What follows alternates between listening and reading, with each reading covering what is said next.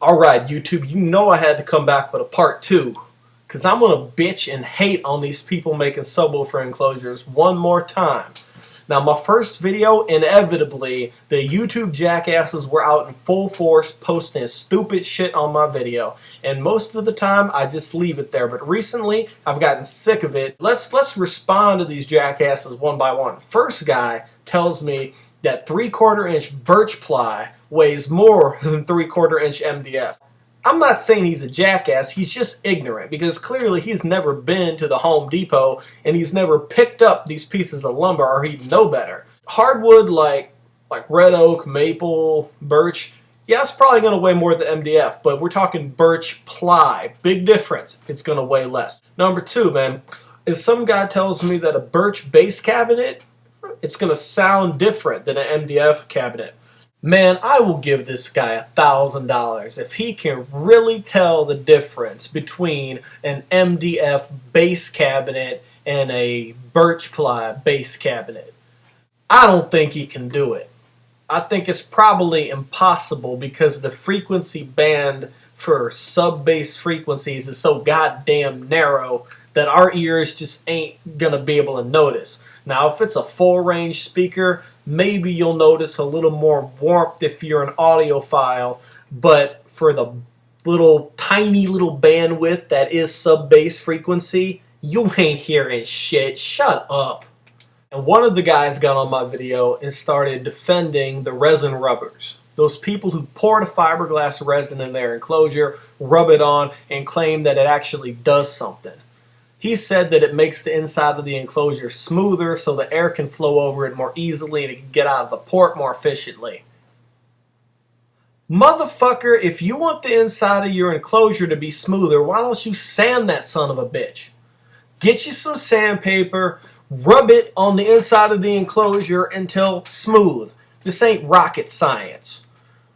If you really have to rub something on the inside of the enclosure because it's giving you a boner or something, get yourself a little can of Gripper Gray Primer from Home Depot. It's primer sealer. Rub that on. You'll have a smooth surface. It's $10, man. Fiberglass resin is about the stupidest shit to do this with. Not only is it a stupid activity, but it's the worst thing to do it with. It's expensive.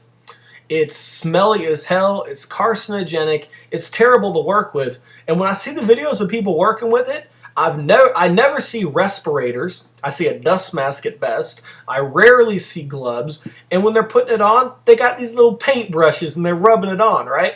Well, unless you're really diligent with a paintbrush, you're going to get ripples in uneven areas that are going to be less flat than the stuff you were putting it on.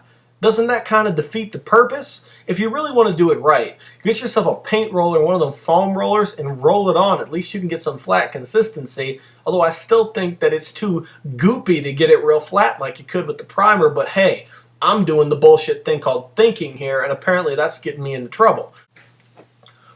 But in case I'm not credible enough, in case you don't trust what I'm saying, let's examine a guy that we call Hexibase. Let's talk about Pete from PWK Designs, one of the best and most knowledgeable people on YouTube when it comes to subwoofers, enclosures, and designs. Have you ever seen this dude rubbing fiberglass resin inside of his enclosures? This guy spares no expense at achieving the highest fidelity. He spends about 90% of the time on an enclosure built in the design phase, testing where the speaker is going to go on the baffle, the port, which way it fires, the dimensions, the curve, how big it should be curved on the end. Basically, every variable. This guy's got it all figured out. So if doing fiberglass is going to help, he's going to know about it and he's going to do it. But he doesn't.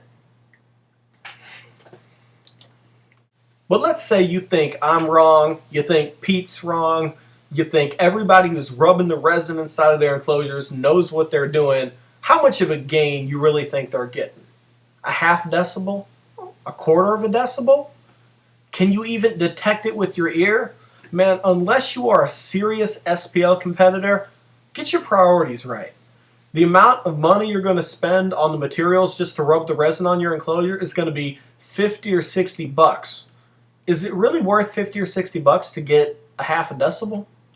to be 145.5 instead of 145? What do you care? You don't compete. It doesn't matter. You're not going to hear the difference, so who cares? But, man, it's your money. And like the guys at Twin Muscle Workout say, you can do whatever the fuck you want to do.